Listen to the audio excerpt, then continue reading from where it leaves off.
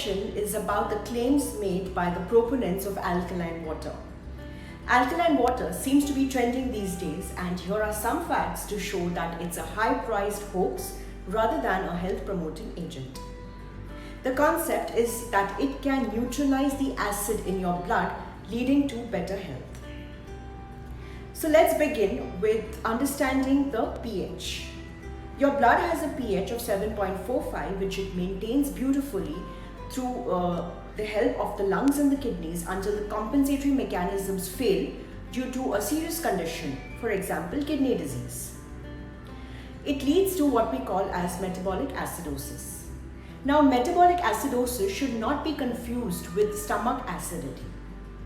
The normal pH in our body varies from acidic to alkaline in different parts. So the stomach is acid, the intestines are alkaline, and the blood is alkaline too. It has a pH of 7.35 to 7.45. Maintenance of blood pH within this range is very, very crucial. The body does this by eliminating acid through the kidneys and urine, and therefore your urine becomes an acidic pH. Now, what is alkaline water?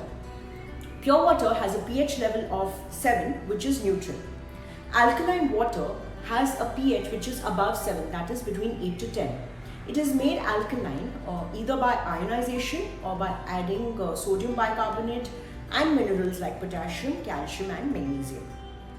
Check the contents of the water before you buy it. Let's see how the body works.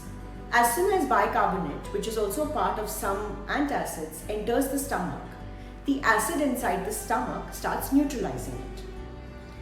Antacids are used for the treatment of hyperacidity, and they are not to be taken on a regular basis.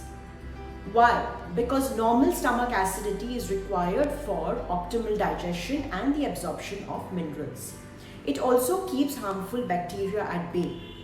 If you have a hyperacidity problem, then you should consult the doctor to address the root cause.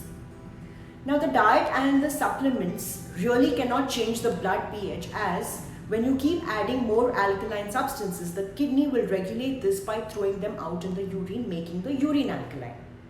The concept of acid ash diets, where certain foods lead to an acidic environment and others cause an alkaline environment, refers to the pH of the urine and not the blood. So we have foods like grains, meats, fish, poultry, eggs, walnuts, peanuts and cheese, which are classified as acid ash foods, making the urine acidic. And fruits, almonds, coconut and almost all vegetables and dairy are alkaline, making the urine alkaline. Another claim of alkaline water is that it removes toxins, but there are no studies to prove this. Increased hydration due to increased water intake could be one of the reasons for improved detoxification. Next point is that animal protein is said to cause a high acid output in the body, which can damage bone by throwing calcium out in the urine.